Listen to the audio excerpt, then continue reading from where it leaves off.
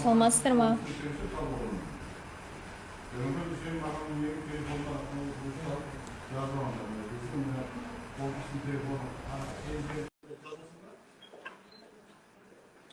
Саламатсыздар ма? Менің есімім Еңлік.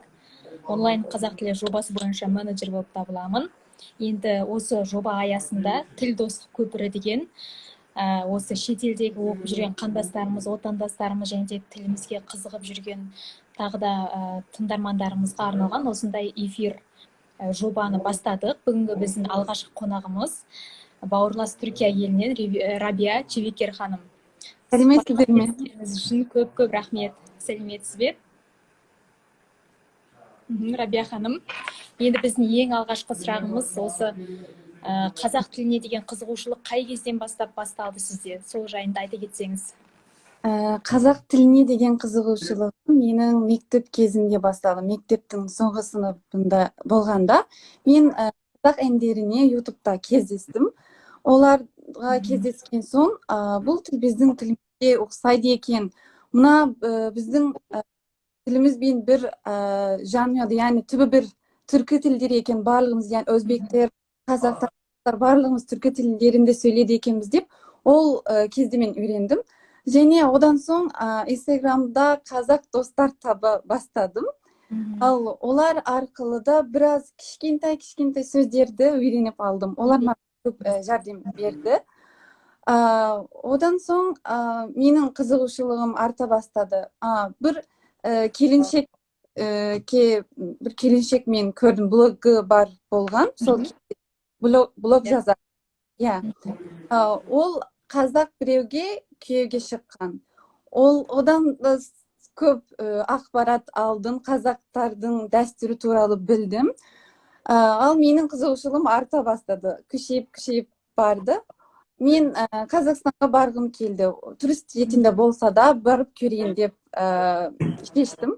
Одан соң 2017 жылында Қазақстанға бардым. Қазақтың дәстүрімен тығыз үйрендім, яғни жақсы кездейді көзіммен көріп. Одан соң Түркияға қайтқанда мен мына тілді үшін менде үйренгім келеді деп шештім. Өте жақсы.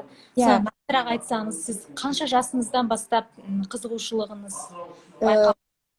17 жасыңыздан бастап, иә? Сіз ең бірінші осы ән тыңдау арқылы үйрене бастадым дедіңіз, иә? Әндер өте мен үшін, яғни септігіні тигізді. Әндер бірінші мен орында. Дұрыс айтасыз. Одан кейін тағы да қандай методикалары бар екен осы қазақ тілін үйренуге?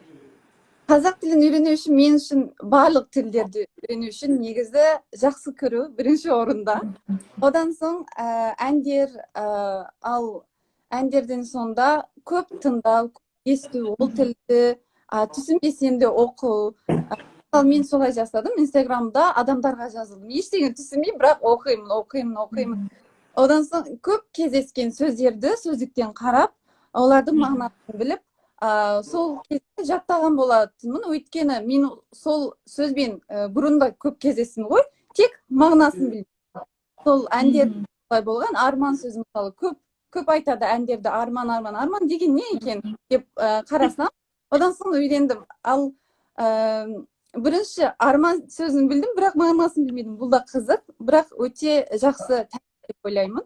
Мағынасын білмесеңіз, сөздерге таныс болуыңыз керек.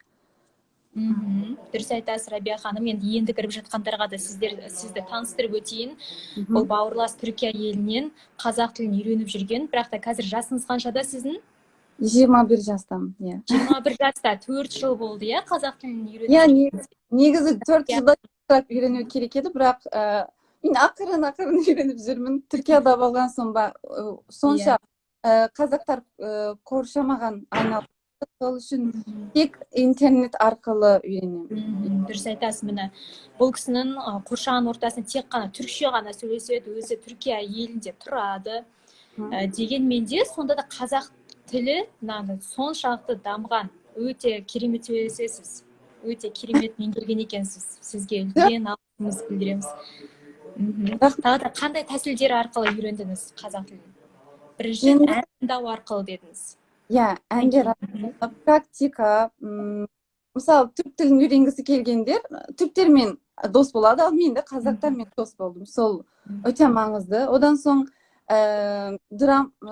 сериалдар, телехикаялар. Бірақ қазақ тілінде мен жаңа бастадым телехикаялар көруге, яғни көп болмады.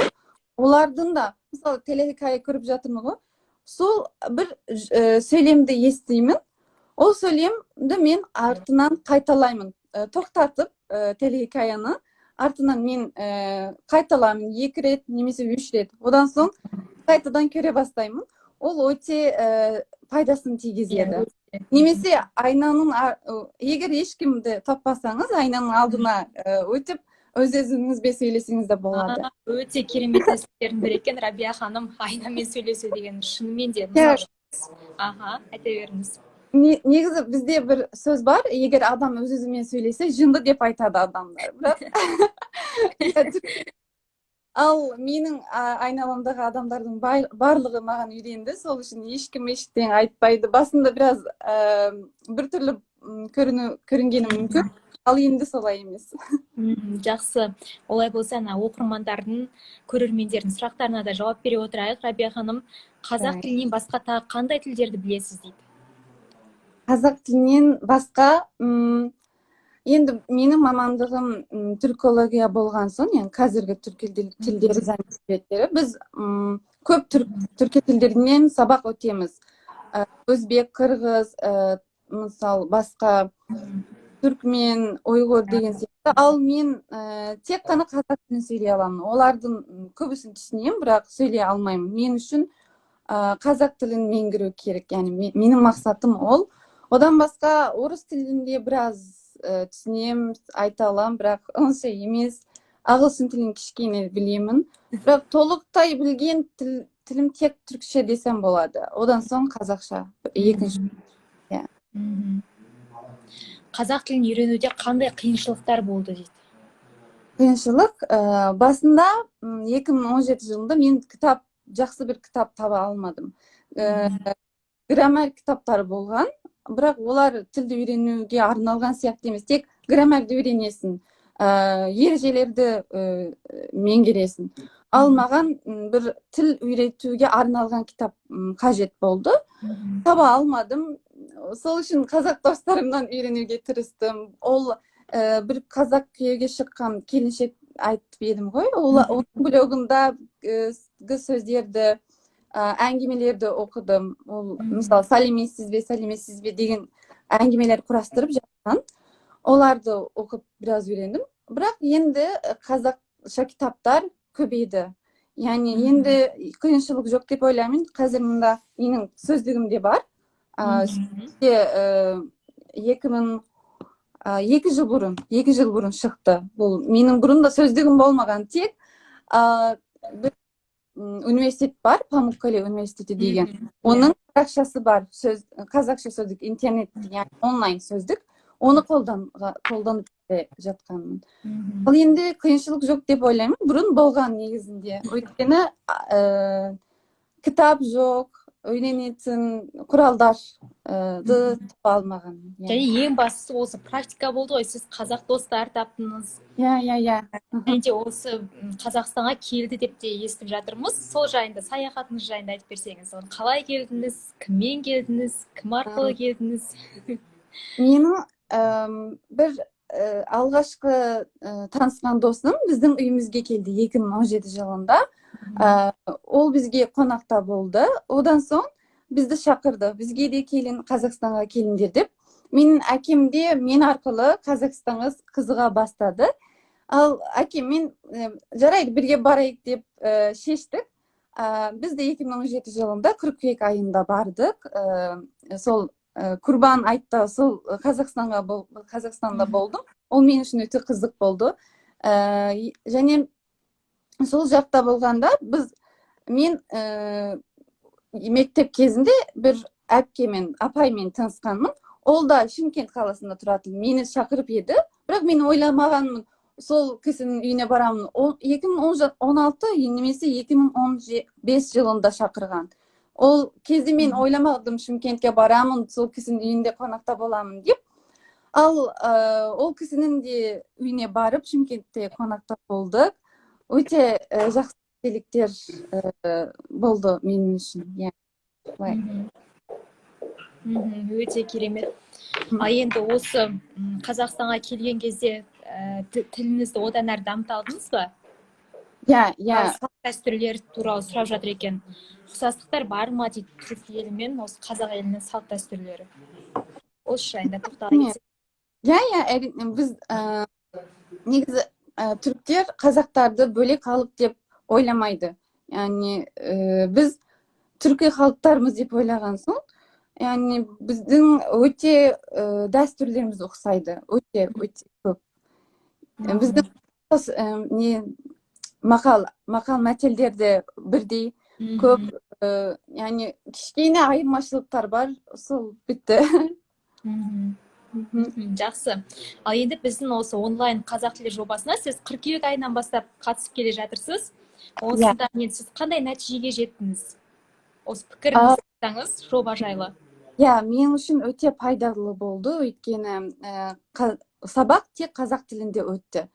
Ал мен үшін практика болды. Апайларға сізде Аян апай және сіз арқылы көп нәрсе үйрендік. Сұрақтарымызды еркін сұрап қойдық. Яғни сіз не сұрасаңыз да болады.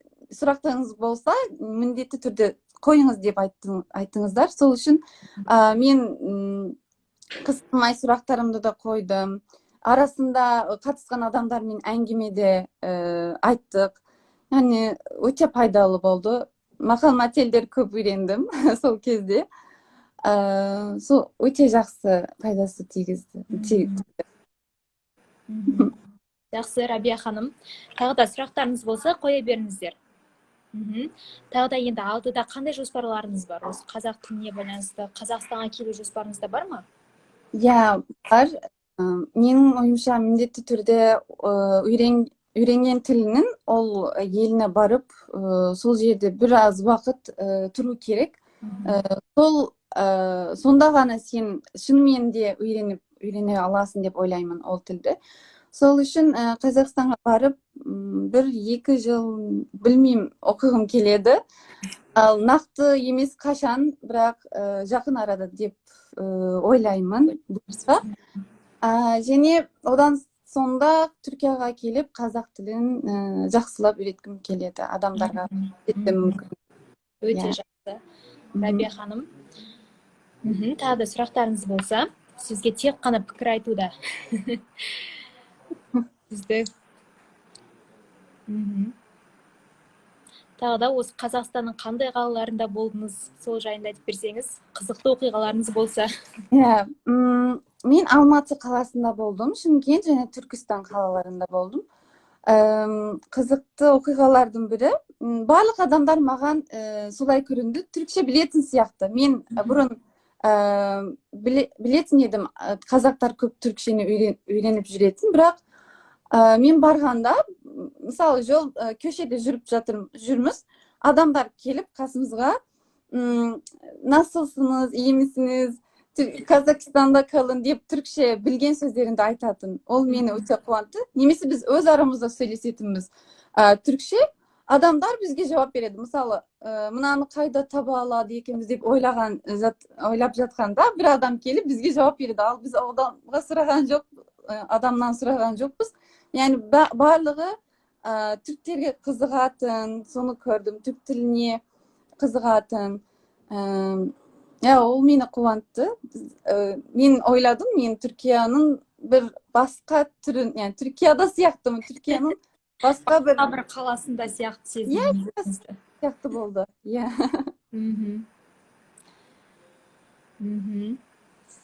Тағы да қандай сұрақтар болып жатыр екен? қазақ тілінде бір шумақ өлең ба, қара сөз ба айтуды өтінемін дейді. Жоқ, мен айта алмаймын. Өкінішке орай кешірім сұраймын. Жақсы. Әкем Сұрақтарыңыз болса, әкем де тыңдап жатыр қазір. сізге тек қана ризашылықтарын ғана білдіруде. Өте керемет сөйлейсіз дейді сізге. Я, мен де ризамын. Адамдар, достарым маған көп жәрдем беріп жатыр әлі күнге дейін. Сұрақтарым болса сұраймын. Олар маған қуана жауап береді. Яғни ешкім ерінбей, мені өте қуантады осы. Яғни тек бұл менің қазақ тілімнің осынша дамығаны тек мен арқылы емес, менің септігімнен емес, барлық, яғни көп адамның арқасында мен үйреніп алдым қазақ тілін. Сол тек менің еңбегім емес, көп адамның еңбегі деп айтамын. Көмектессе осы тіл үйрену барысында. Өте жақсы. Енді сіз заманауи түркі тілдері және әдебиеттер мамандығында оқисыз, осының ішінде қазақ тілін таңдап отырсыз. Сіздің университетіңізде, яғни сіз қазір Стамбул қаласында, Стамбул университетінде білім алып жатырсыз, қателеспесем. Енді сонда қалай оқытылады екен? Басқа елде қазақ тілі? Сабақтар түрік тілінде өтеді. Біздің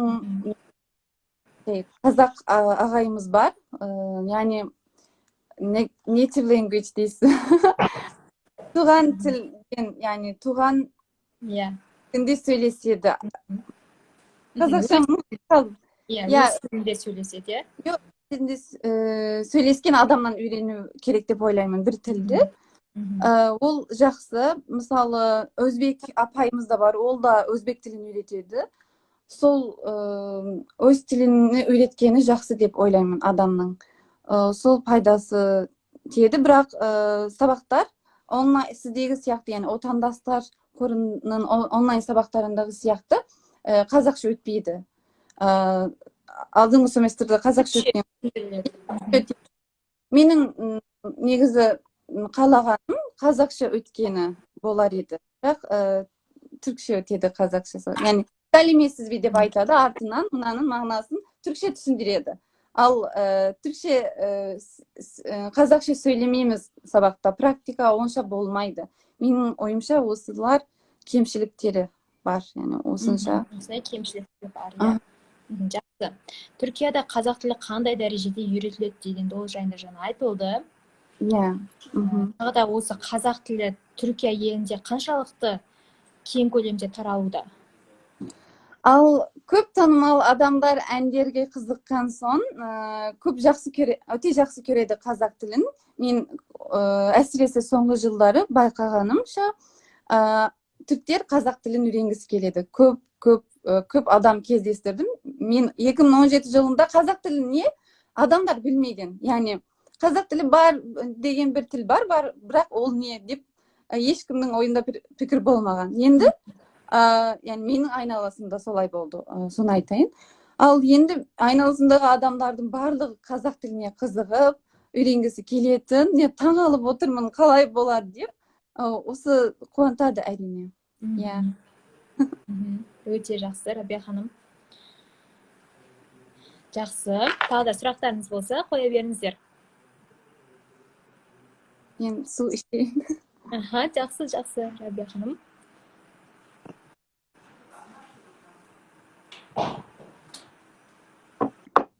Қазақтың салт дәстүрінен ең ерекшесінен қайсысын білесіз дейді? Ең ерекшесі? Қандай салт дәстүрлермен таныссыз қазақтың? Қазақстанға барғанда болды, Шымкент қаласында қонақта болғанда, менің әкемді, мысалы, үстелдің төресіне отырғызды. Сонымен таныстым. Басқа қазақта жайдары дейсіздер ма? Жайдары халық. Жайдары, мейірбан. Маған негізі көйлектері де ұнайды, өте сәлкелі. Мысалы, мен кішкентай кезімде де мектепте, мен үйленгенде, тұрмысқа шыққанда осындай көйлек кигім келеді деп. Қазақтың ұлттық киімдерін кигіңіз келеді. иә енді білмеймін сол кезде кішкентай болғансың ба осы көп қызыққанмын, әлі де қызығып жатырмын, бірақ жақсы. Тағы да осы біздің қазақтың әншілерінен қандай әншілерді тыңдайсыз? Димашты танисыз ба дейді. иә Димашты танимын, әрине деп ойлаймын қазір. Әншілердің аттарын онша білмеймін, бірақ Серік Ибрагимов, одан кейін басқа 91 бар. Ол енді модерн десем болады. заманауи әншілер, иә? Заманауи топтар. Я 91-ның жанкүйерлері өте көп, ол шетелде. Қазақ тілін солар арқылы да үйренеді. Иә, және әндердің әндерге субтитр жасайды адамдар. Қазақ тілін үйреніп, әндерге субтитр жасайды. 91-ның әкесі. Сол шынымен де өте маңызды бір нәрсе деп ойлатады адамды. Иә, сіздің осы тіл үйрену барысында методикаңыз бірінші әнмен үйрену, екіншіден айнаға, енді ешкім практика жасауға ешкім болмаса, онда айнаға өз-өзіңізбен сөйлесу арқылы үйренесіз. Және де қазақша арасында қазақша немесе мысалы мен түркше сөйлеген кезде де арасында қазақ сөздерді айтқым келеді. Мен қазақша сөйлесіп, қазақша ойлағаннан соң, оның арқасында мен қазақша сөздерді бірден айтқым келеді, бірақ жоқ, мен түркше сөйлеп жатырмын, болмайды олай айтуға деп тоқтап, содан түркшеге көшемін. Яғни үй деген әсіресе ұқсаған сөздер, үй деген эв, иә, түрк тілінде. Сөздерді солай шатастырамын. Эв дегеннің орнына үй деп айтқым келеді. Бірақ та енді тағы да бір айта кететін жайт, көбісі ойлайды, түрік тілі мен қазақ тілі қатты ұқсайды, оны былай отырып, бір курсқа барып үйренудің қажеті жоқ деп. Енді осыған пікіріңіз қандай сіздің? Қаншалықты ұқсас? Ұқсас болғаны жөн, бірақ курсқа бару керек деп ойлаймын. Өйткені сен грамматикасында меңгеру керексің, ол тілді таза, жақсы сөйлеу үшін, грамматикасын жақсы меңгеру үшін курсқа бару керек деп ойлаймын. Яғни бармасан, әрине өте қабілетті адамдар бар шығар, өздері үйренетін, бірақ олар онша емес, аз адамдар. Мен кездестіремін, түрк тілін білемін дейді адам, бірақ сөйлегенде қате жазады, қате айтады.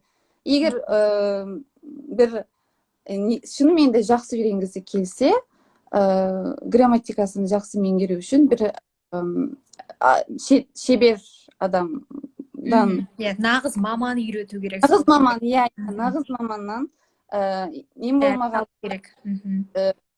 Не болады? Көмегін алу көптет. Жақсы. Тағы да сұрақтарыңыз болса, құрметті көрермендер.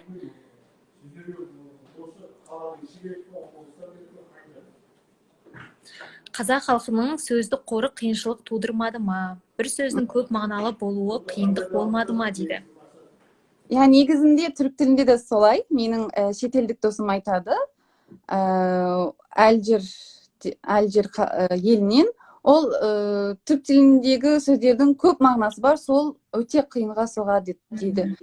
Ал сол үшін қазақ тілінде де солай болғаны мен үшін, яғни байқамадым қиындығын. Негізі жоқ, түрік тілінде де солай болған соң, сол бір қиындығын байқамадым. Қиындық тудырған жоқ, иә. Жақсы, рахмет Рабия ханым, осылай бізге сұхбатқа келіп отырсыз, қазақ тілін қалай тез меңгеру жолдарын айтып отырсыз. Азмайды. Жақсы, тағы да сұрақтарыңыз болмаса, эфирімізді аяқтайық. Көп алғыс айтамыз сізге. Тыңдармандарыңызға атынан да. Шақырғандарыңыз үшін мен де алғыс айтамын. Рахмет. Рахмет, олай болса эфирімізді аяқтайық. Өте керемет эфир болды.